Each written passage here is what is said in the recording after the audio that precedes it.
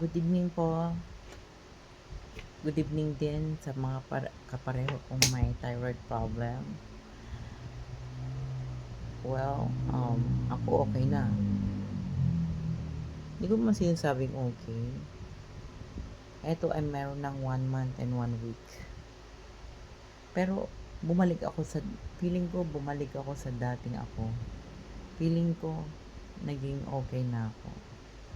Bagamat hindi ko naman sinasabing okay ako kasi na-diagnose po ako ng papillary thyroid carcinoma. It means may cancer po ako. At patuloy po akong nagpapa-check up lagi.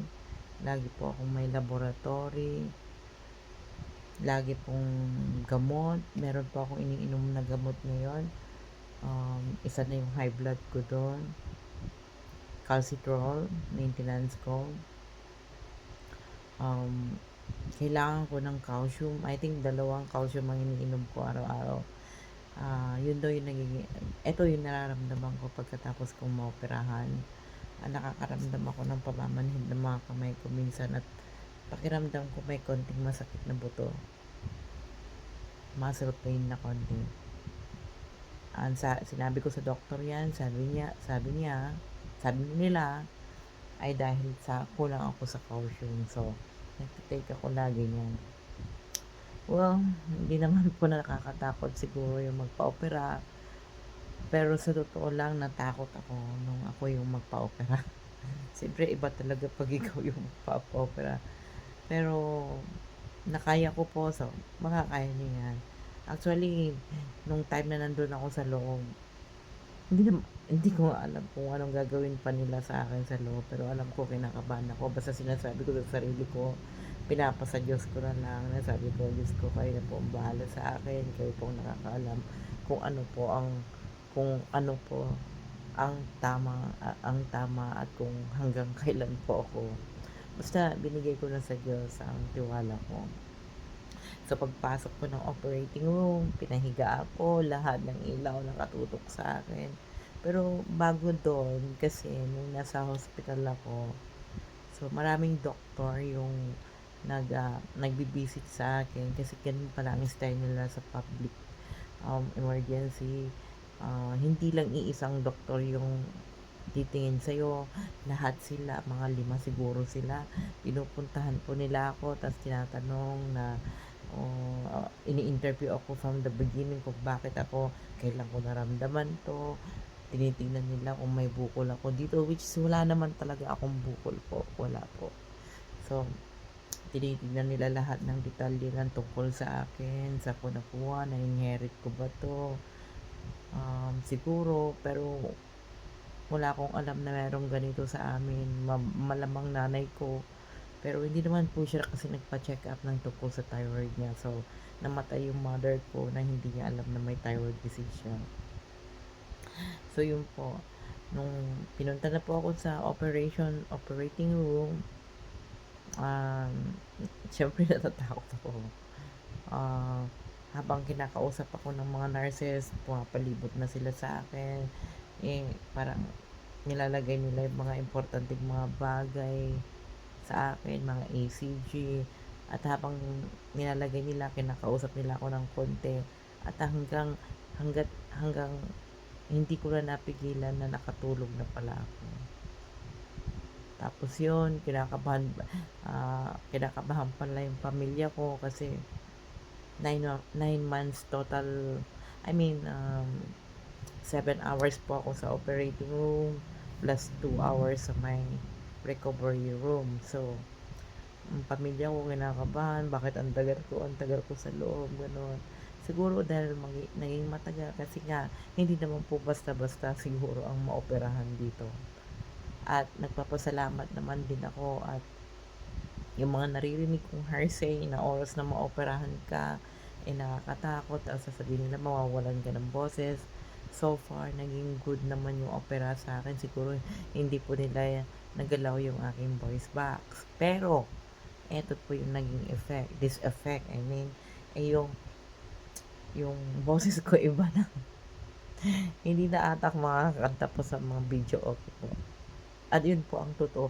Kahit pinipilit ko pong magsalita ng medyo mataas at sisigaw ako ng konti, parang yung sarili ko mismo ang pumipigil na wag akong sumigaw.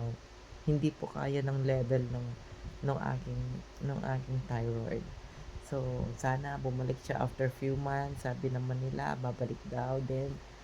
Ay, di maganda po para makakanta ako ulit sa videoke.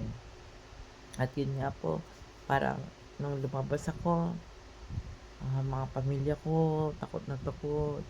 Ay, nag-aalala na sila. Ang tagal ko doon sa operating room. 9 hours sila naghihintay doon sa waiting area. Yun. Nung lumabas pa ako, at nakaramdam na po ako, unti-unti kong nararamdaman na nandun pa rin ako sa recovery.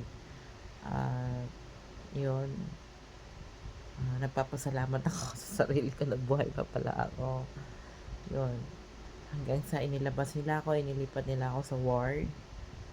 At naging good naman.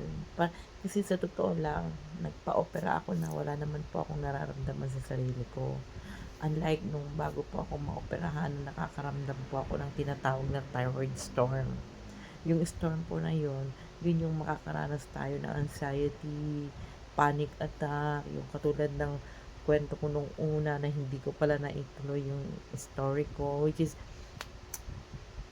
doon ako nakakaranas ng high blood pressure na umaabot ng 165, palpitation na umaabot ng 125. Araw-araw po ako nakakaranas ng hindi magandang sitwasyon ko noon. Sabi nila nang dahil sa stress, opo, malamang po kasi stress din ako ng time na yun. Pero yun nga po, yung tinatawag na thyroid storm, pag dumating po yan sa inyo, ang laking epekto po. Kasi bumagsak po yung sarili ko, namayat po ako, tinatakbo ko po yung sa hospital yung sarili ko. At hindi ko akalain na kahit papano na-survive ko po yung mga yun. At kahit nung nasa Singapore po ako, nakakaranas po ako ng ganun at hindi ko alam na symptoms pala yun. Naglalagas yung buhok ko, makakalimutin ako, nagpapanik attack ako doon. Talagang takot, itinatakbo ko yung sarili ko doon sa Singapore, doon sa pinaka-clinic namin. Doon nanginginig ako, hanggang pinakalma nila ako, pati high blood pressure ko tumaas. Yun. Marami po akong naranasan at hindi ko po alam na yun ay isa sa mga symptoms na kinakaharap ko. So, yun ay 5 years ago na. Isipin nyo, ibig sabihin yung thyroid ko matagal na. Hindi ko alam. So, ang naging effect pa daw nun, sabi nila, ang naging effect po nun din ay yung pong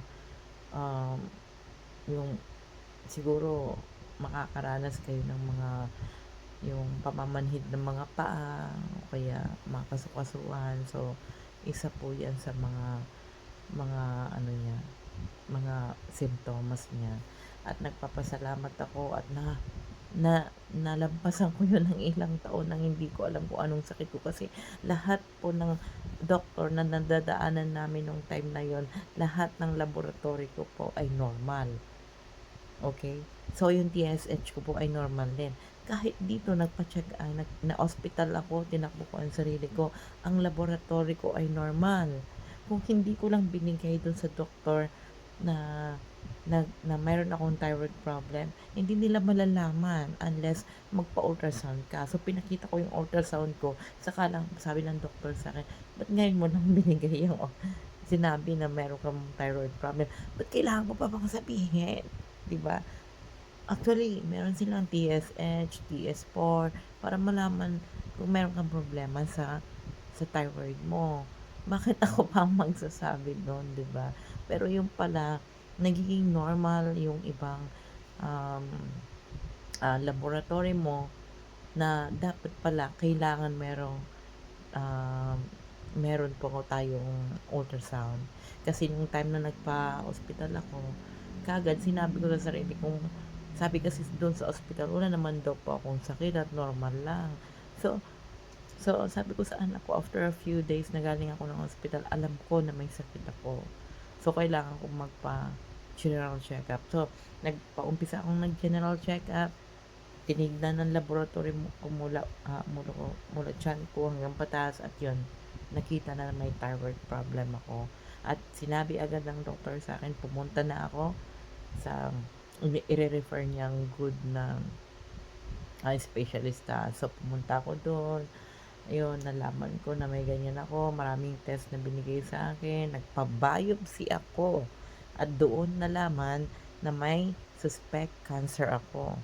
So, nung nalaman na may suspect cancer ako, walang ibang reason kundi ang magpa-total thyroidectomy ako. At yun ang sabi ng doktor. So, sinabi ng doktor sa akin, tinanong ko kung magkano pa-opera at sinabi niya almost 150,000 which is hindi ko po afford.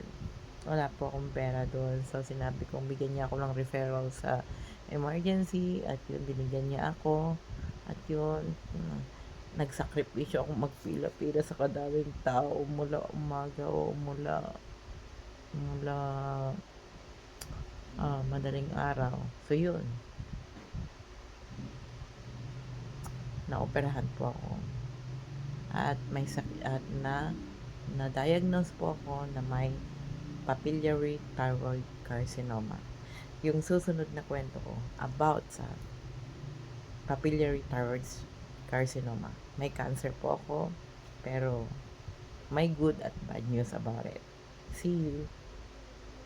Bye-bye.